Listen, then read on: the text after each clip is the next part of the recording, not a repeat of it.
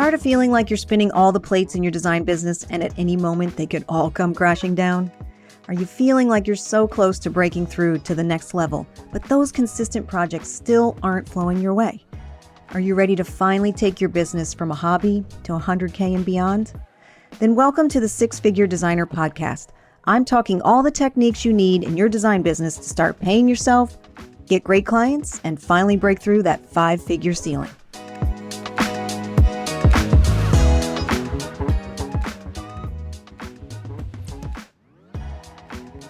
So thanks everyone for joining me for another episode of the Six Figure Designer Podcast. I'm so excited to have yet another guest on today. So many designers out there have really struggled with this word that we like to throw around called niche. And I was talking to our guest, Jill Kalman, about this as well. And I don't want you guys ever to be, not asking questions or worried. It's what the heck is a niche? How do I figure out a niche? Why do I need a niche? And this is why we're going to have Jill Kalman on our episode today. She's going to talk to us a lot about her very unique niche that she's been extremely successful in. But before we get Jill on the show, I'm going to give you a little bit of background about her. So Jill is an interior designer, and she was raised in a family-owned antique and auction business, which is so incredibly interesting. And since she was constantly surrounded by furniture and art and textiles and decor, it seemed only natural that after years of careers in corporate sales and marketing roles with luxury brands like Tiffany & Co. and Neiman Marcus, to move into her true passion, which was interior design. In 2009, after completing the design certificate program at Fairfield University, Jill decided to start her own firm. She designed spaces for families moving from a large city to the suburbs, and she is your guide to designing a home that embraces family and feels welcoming and inviting. Her services, which now includes digital, allow you to take the reins with the guidance of a pro. She feels your home should be the place you want to come back to every single time. She also hosts a podcast called Welcome Home to the Suburbs, and she has been featured in At Home Fairfield County, New England Home Magazine, Cottages and Bungalows Magazine, and Wilton Magazine. Her featured articles also include Today.com, Suburbs 101, and Women Who Podcast Magazine. Welcome to the show, Jill. Thank you. I am so happy to be here. It's so much fun. I know we were chatting before the show, and we were literally, it could have gone on forever because we have known each other for quite a long time. And I thought you would be perfect. Now, not only does Jill have her own podcast and she's done hundreds of episodes at this point, so she literally knows how to, we know how to chat with each other on a podcast. So But true. she has such an incredible niche. And we were just talking about this before we started the show that, we always throw around these words like niche and pain points and all this stuff. And it all sounds great. But, at the end of the day, a lot of times we're like, what does that actually mean? Like, how can I apply that to my business? How is that going to really make a difference? So the thing that I thought was so interesting and I thought that you could really help our listeners with is tell us first and foremost where your business is. What is your niche that you're working in currently? Mhm. We know has evolved over time, and we'll talk about that. But what's your niche? So my niche, I'm kind of known as the city to suburbs designer. Okay. Mhm. So it's like because when you're moving from a major city to the suburbs, some challenges come along with that. That came about because, Pam, as you know, we were in the same business coaching group. And kind of one of the first things we were tasked to do was think about this niche and pick one. Okay. And I remember a lot of us were like, oh my gosh, and Like, it does. It oh, seems, freak yeah, out. it seems scary and it seems limiting and all that. And so for me, the way I picked it was, and there's a few ways I think somebody could do this, but the way I did it was I kind of looked at what's the common denominator. Because by the time I'm in this business group now, I guess my business had been in business, well over a decade. I was like 13 or 14 years when we joined. Mhm. And what's the common denominator in the people that I've helped? Mhm. And that common denominator was I do live in a suburb of New York City. So I was dealing with a lot of families that were moving, and this was long before COVID, Right. that were moving from New York City to Connecticut where I live because they wanted, more space, a yard, the schools, all the things. They were going to expand their families.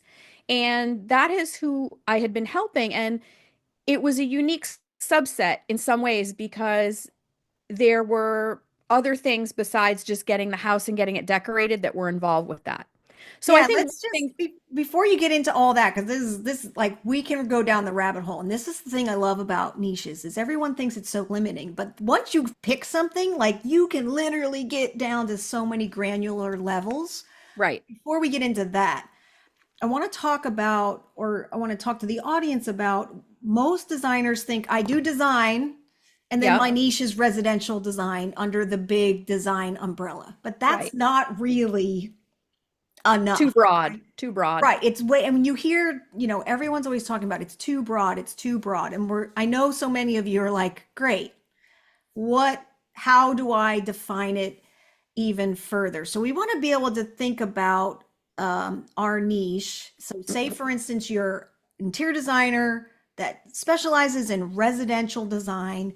And then what else? Like, who are you helping? Are you helping? And I know Jill is specifically helping families. Are you helping? For me, in my business, I'm helping retirees who have moved to a second home market. So see Mm-hmm. how we're getting more and more and more specific.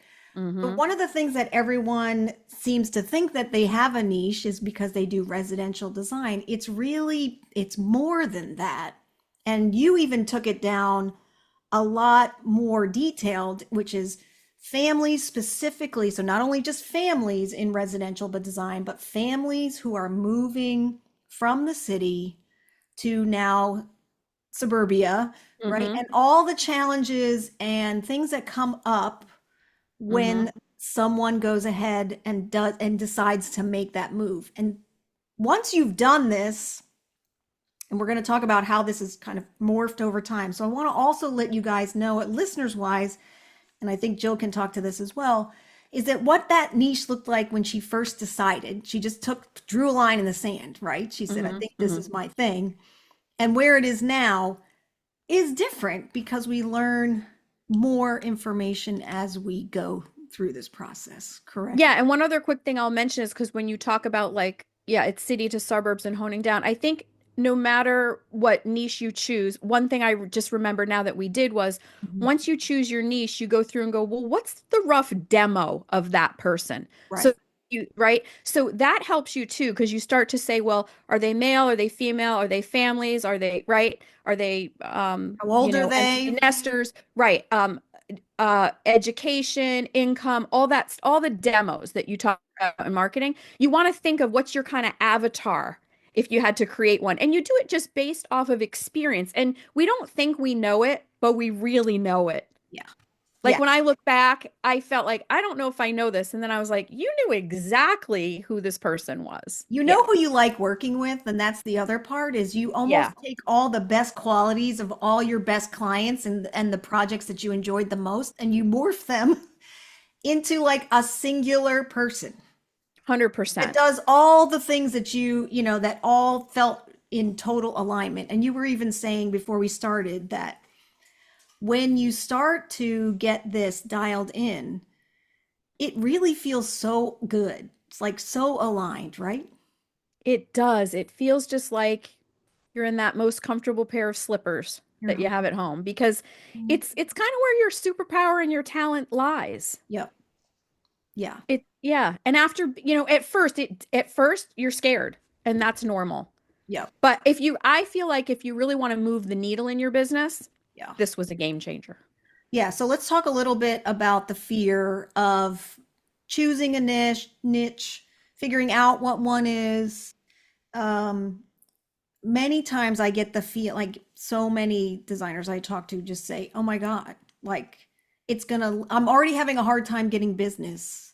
This is Yep. going to make it even harder." And Yep. what's been your experience since diving into this particular area in your So business? like just to give you like this last year, I mean, I declare what was weird was I'm city to suburbs and the marketing for my niche started like a couple months before COVID hit. And people were like, what did you have, a silver, like a crystal ball, because everyone was moving from the city to the suburbs. Yep.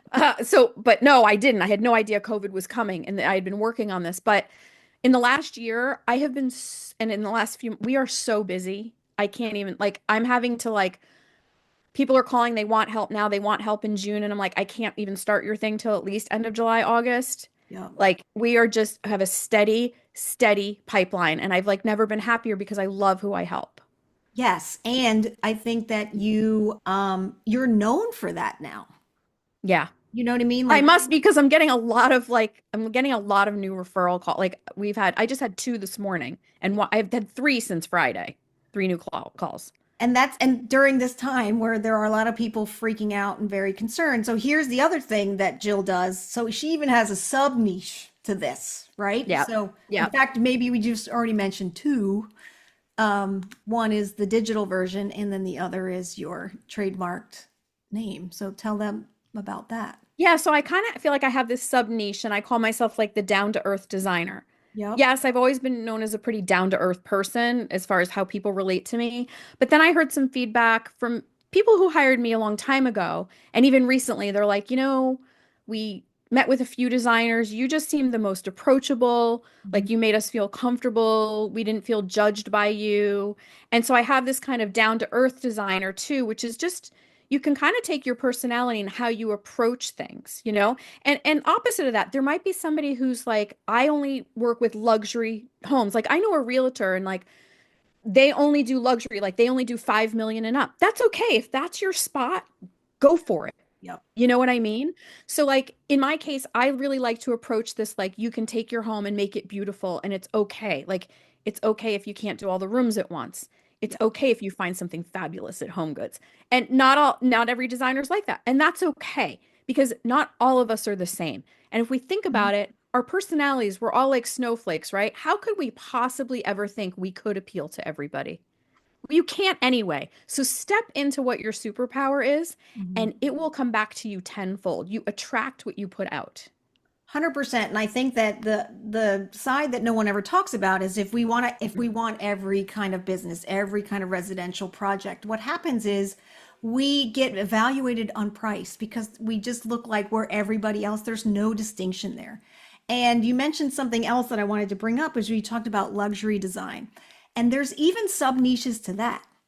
So it could be quiet luxury. It could be Yep. opulent luxury. Yep. I mean, I'm in a second home market, but people want a simpler lifestyle because they are retired now.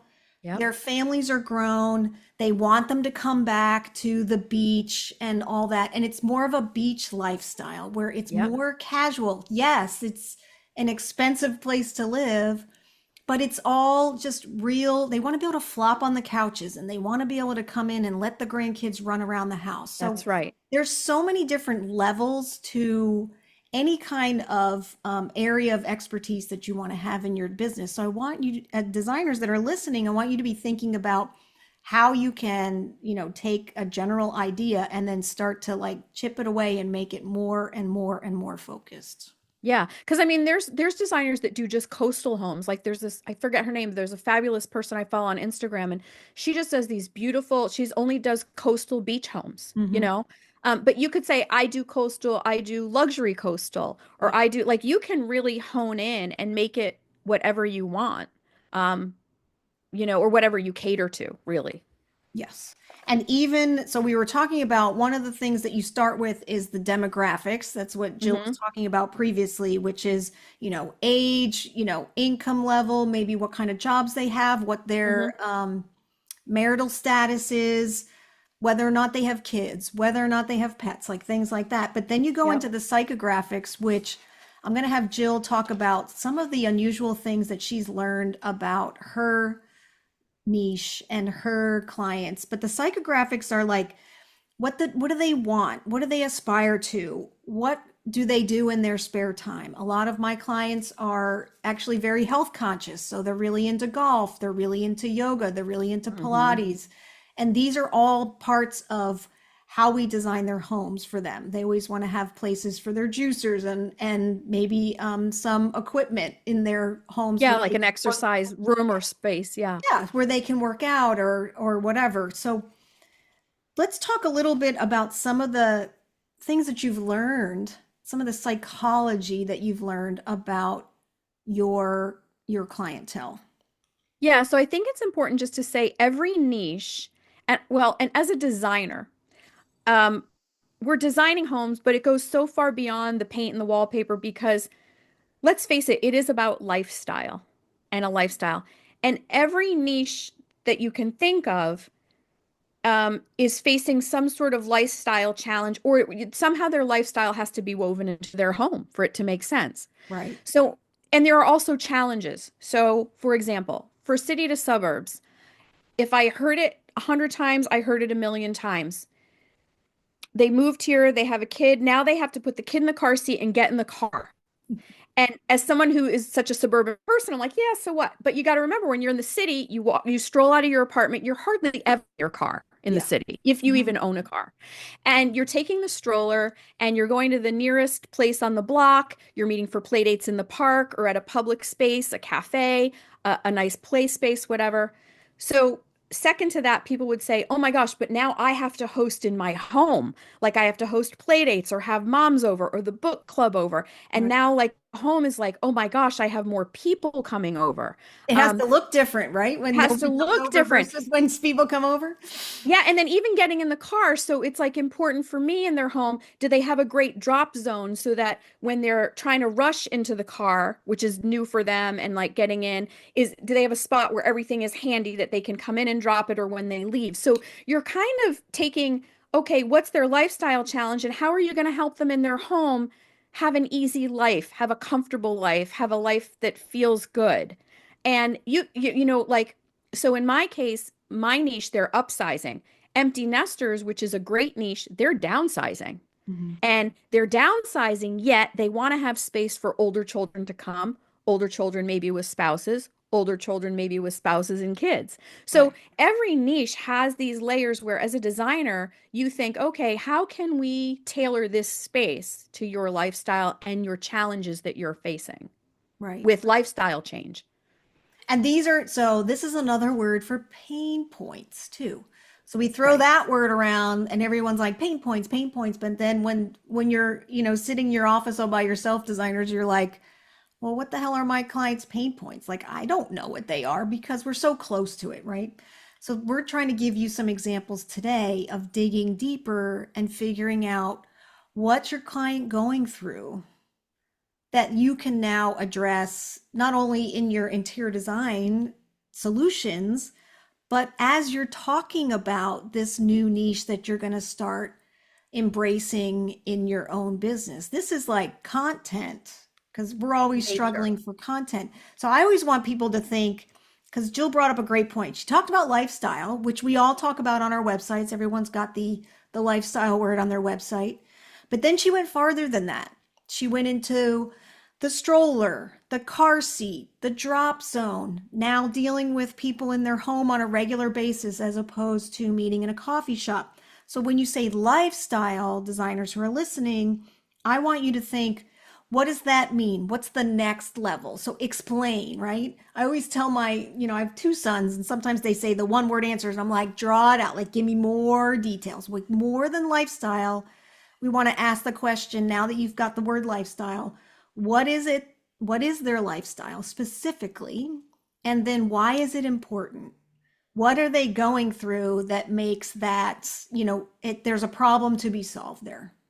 And you Yeah. touched upon those things. And I think you even told me some other things like, oh, and they just almost have too much space and they don't Yes. know what to do with it anymore. They are overwhelmed because coming from the city, they're like, whoa, it seems so big. It seems so big. And they find over time as they grow their families, you use that space. But there's some families that maybe overbought space in a way. And Mhm. like some of their challenges are we have these empty rooms we don't use. Yeah. And as a designer, I say we need to use that. We need those to be inviting. Those have to serve a They purpose, can't you just be know? college mode empty forever with little Right. boxes and Right. cinder You blocks. know? And then people who are downsizing on the reverse have different challenges, but those can all be addressed by a designer. And, you know, when you're speaking to those challenges, Mhm. you become like a confidant. You become that person they want to rely on and trust. Yes, and I always, a really easy way for people to figure out what it is, what problems they're solving for their clients. Just write down questions they ask you when you're on a Yep. job site, Yep. things they say offhandedly, compliments they give you, or you helped me so much, I was so worried about this. Yep. These are things that we as designers, I don't know. I tend to be very future focused.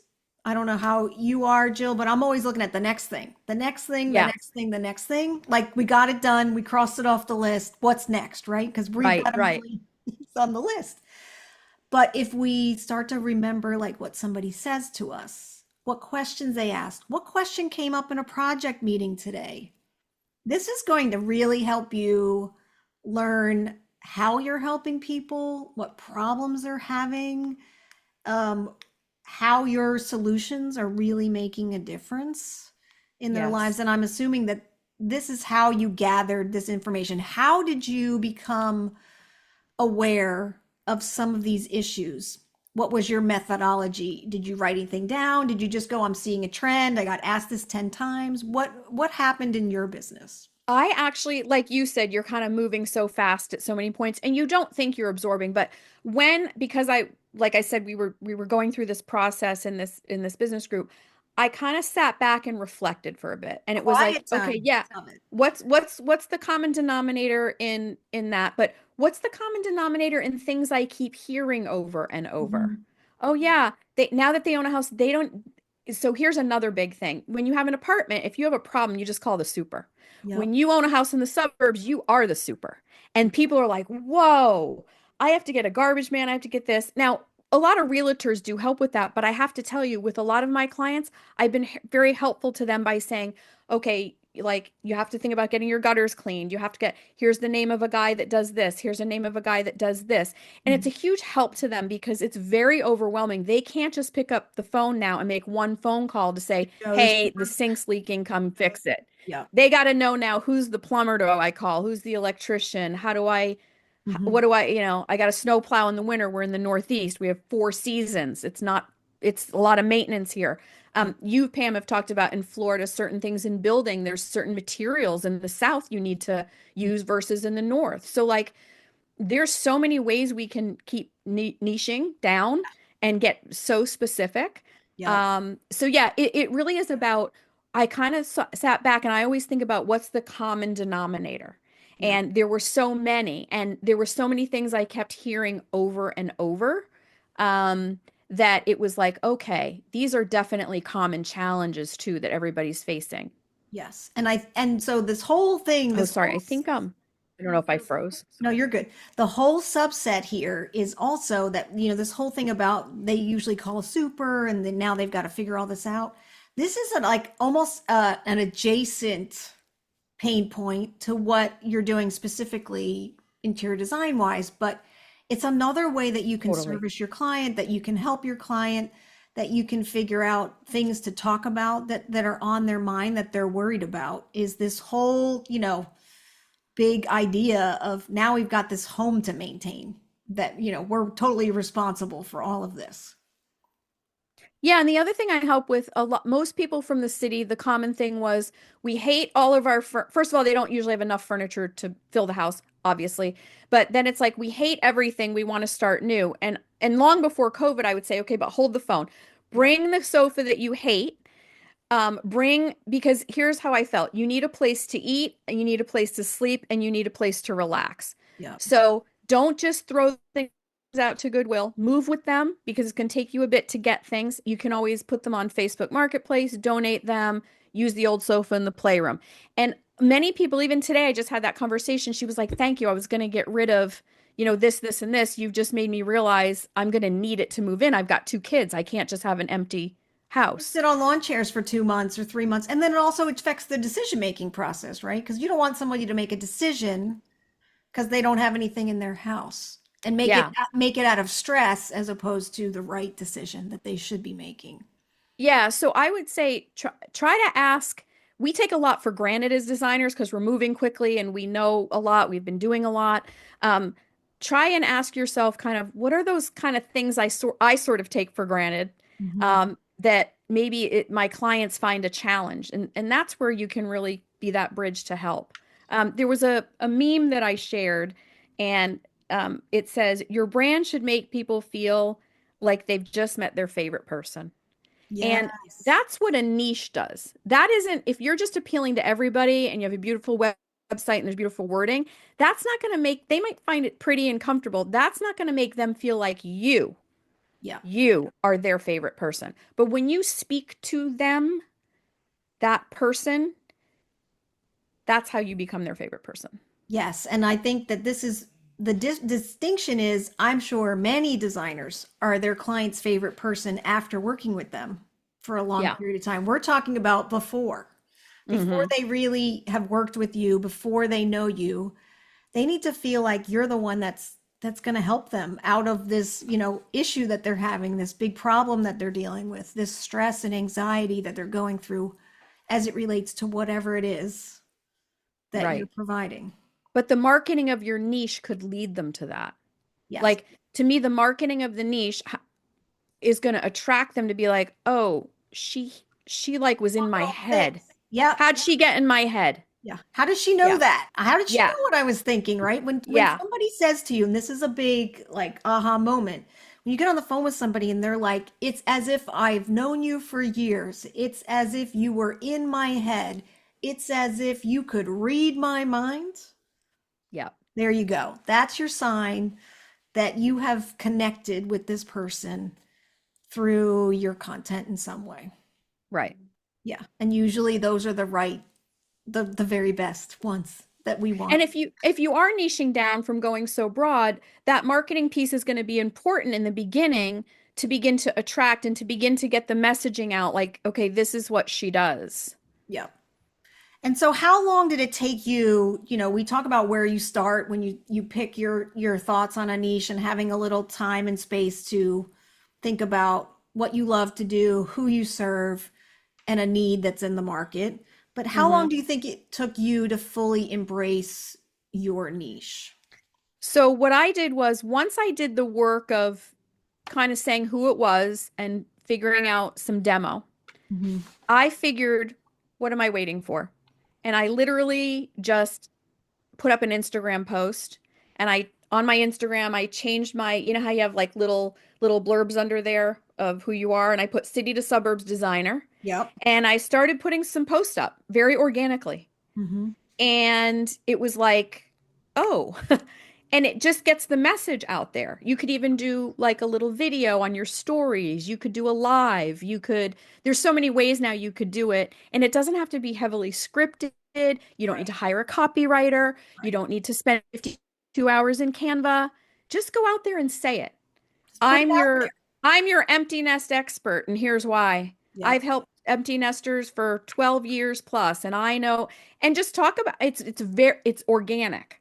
Yep. It's But liberating though. I wrote the word freedom down because so many mm, people think that it's limiting, hmm but I think you and I would describe it as more freeing than anything because you just feel like really centered and you can really get to like granular issues and it feels like you're really making a difference. it really does.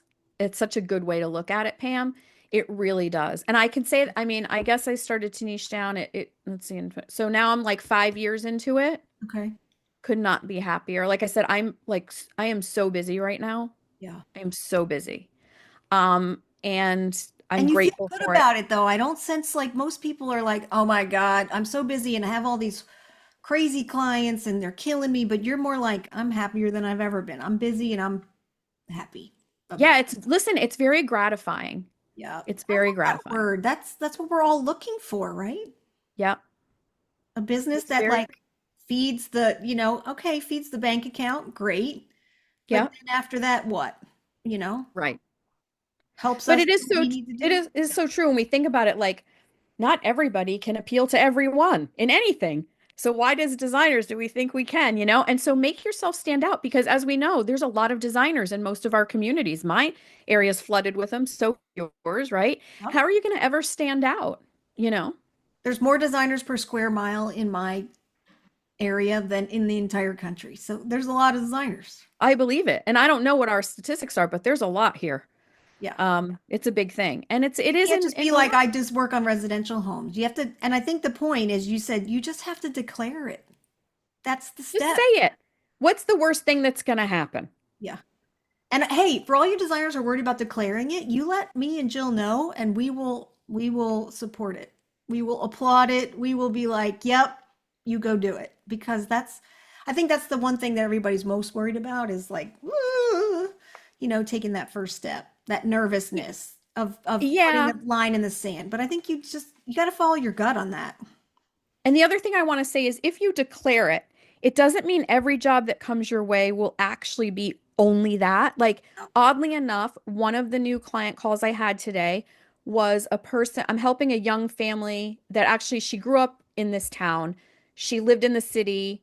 And then now, because she's married and starting her own family, she's coming back here. But she has a friend who's her age, she's young, but she's buying a beautiful apartment in New York City. And I'm going to help her with it. Right. So I'm Going the other helping. way. So Yeah. I'm going the other way, but it's like, and also when I started this, I was doing like a couple renovations per year on kitchens and baths. Mhm. And I still had word of mouth referrals. And for a while I was like, I'm still gonna do like two a year, you know. Yeah. Now I don't. I mean, I guess it depends what would come my way, but I don't really even do much of that. I kind of dovetailed my digital service to do that, which is another conversation. But Well, yeah, we haven't you even can. talked about that. Like Yeah, how but you do the point being is you're narrowing down, but it doesn't mean you're never going to get another call because especially for designers who have been doing this a while, there's still going to be word of mouth referrals from other stuff you've done. A Mhm. friend calls or they call for something else, and it may be a client that you really just love, and you're going to go ahead and do it. You know, I think you um, bring up a good point is that's the other thing is everyone thinks that they're going to limit or that they have to say no. Here's the thing, you're still in control of your own business and you mhm, still get to evaluate who's contacting you and decide, I love this word, choices and decide who you want to work with. If it's outside of this thing that you have declared that you want to work on, let's just say you want to work on that 90% of the time or 80% of the time, mhm, who's to say you can't do anything with the other percentage? You still have that choice in your own business to evaluate if it sounds interesting, if they sound like lovely people, if it sounds like it's going to be a great job, then by all means, you get to do that in your own business. You get to choose who to yeah. work with. So don't ever think that you have to say no to everything else because of that. Right, or that you won't get any other calls for anything else. You will. You may at a certain point, it just really so doesn't fit anymore. Yeah, it just And doesn't you feel are good. You're like, no, yeah, and you are busy enough with some of the other stuff that yep, you're like, I'm probably not the best fit for you. yeah. And that's a good thing. That's a great feeling. The first time you turn down a job when you know that you don't have to take it, Hmm. that is a huge confidence boost in your, Yeah. and it just feels really good Yeah.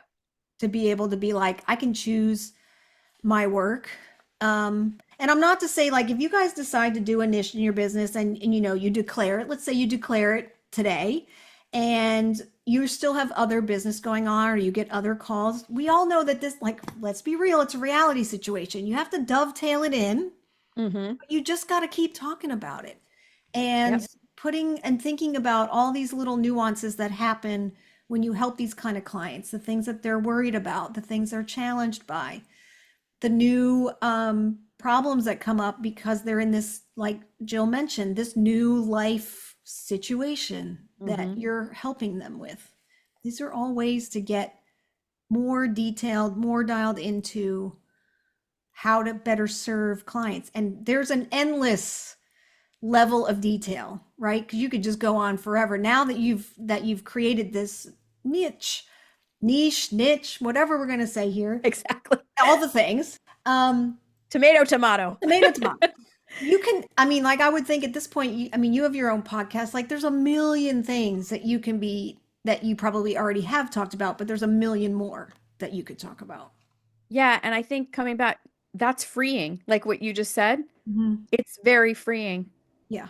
Because you're like, I know who I'm helping. I know what I'm doing. I know what they're going through. And we talked about this on the pre-call. So we should get back to this too. Is this like empathy?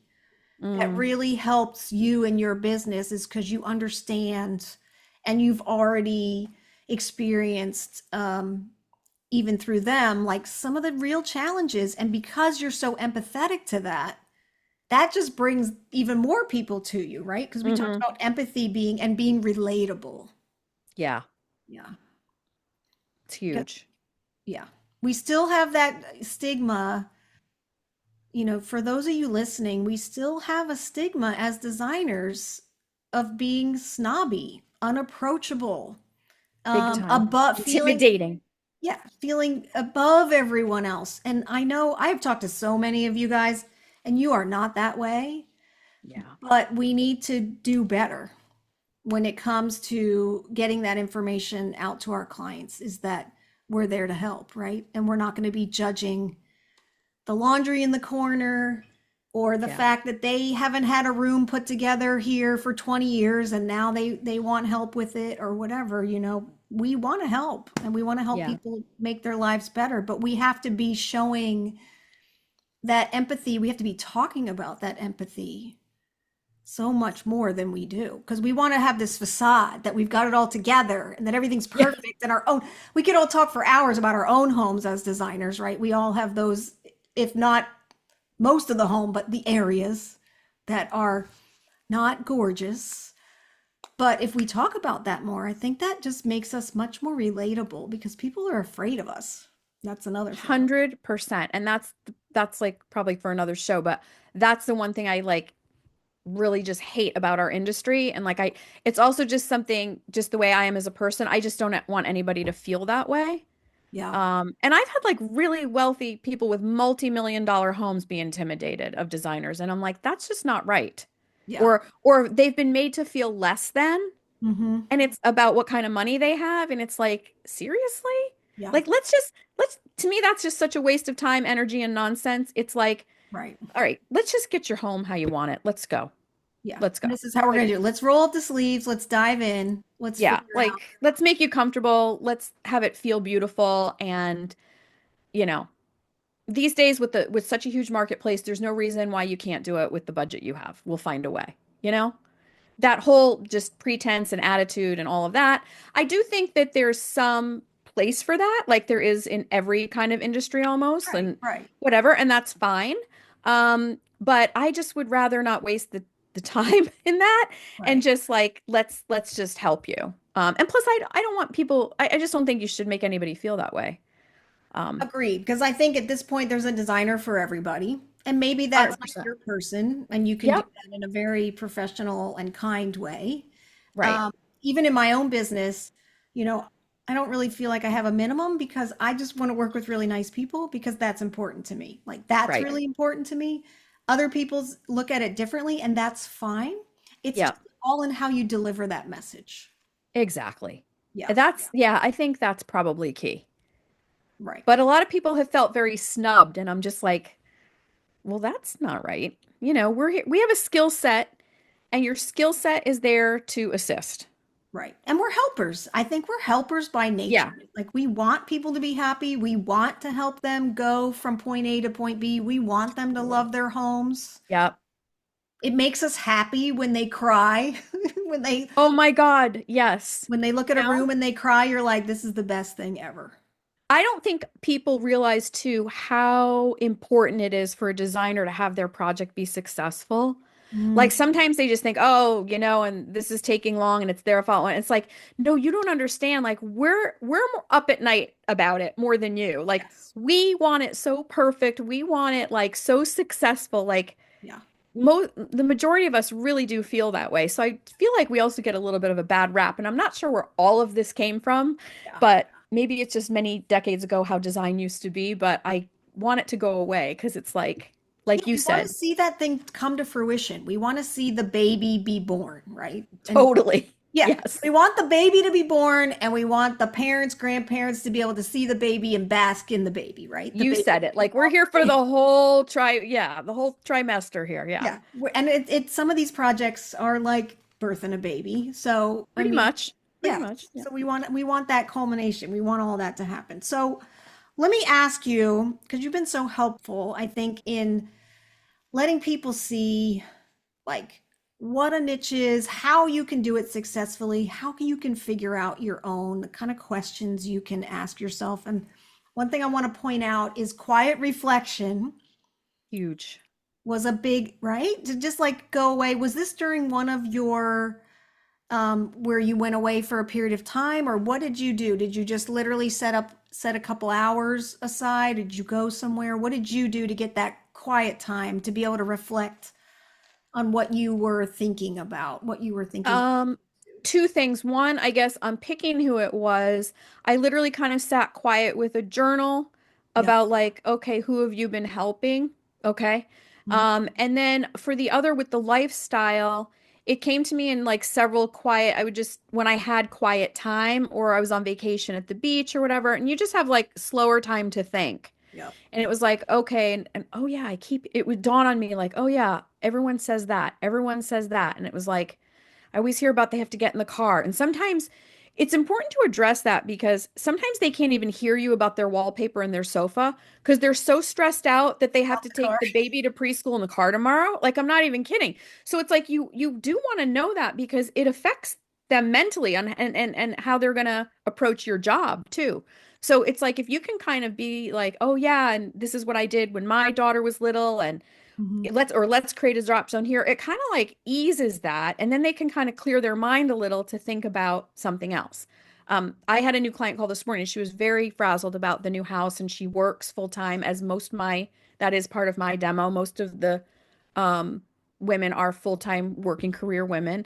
She Mhm. has two little kids, and she was feeling really overwhelmed about a certain thing in the house. And I gave her a tip, and she was like, "Oh my God, thank you! Like that alone, now I feel better." Yeah. So because it's hard to go in and sell them a sofa if they're like, oh my God, Yeah.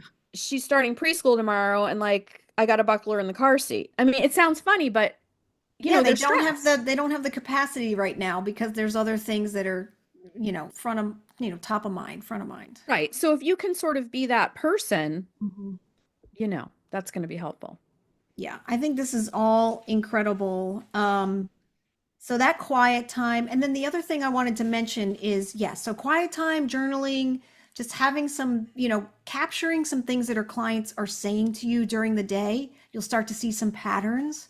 Yes. I think those are really good. And then if you're really, really, really having a hard time, or even if you're just like, I'm not 100% sure, ask either other design friends or Hmm. your friends Hmm. or people in your inner circle, like what am I good at? What do you see people asking me for over and over again? And that just helps Hmm. give like a reflective outside perspective that sometimes can be hard for us to see certain things in ourselves. I know when things are easy for us, we don't tend to give it as much weight as we should.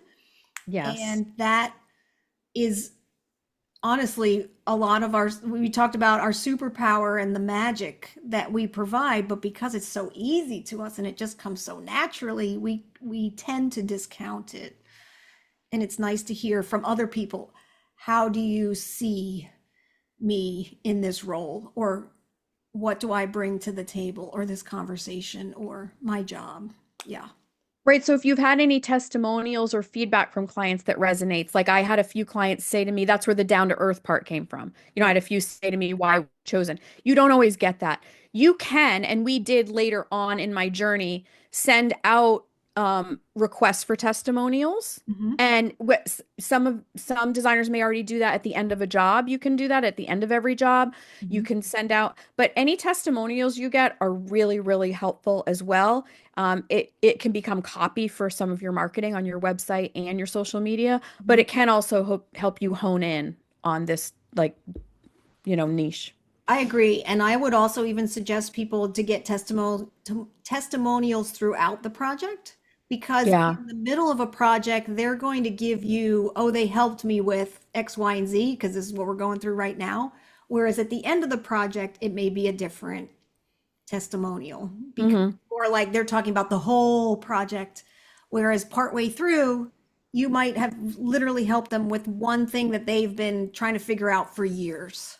Right. And all of a sudden it clicked. Now, the other thing you can do in the beautiful age of AI is take all those testimonials and ask Chat GPT to come up with some themes, or Yeah. some trends that chat sees, because that can also help you, wade through some of this stuff, because a lot of times it can be hard to see our own, gifts from because we're so close to them.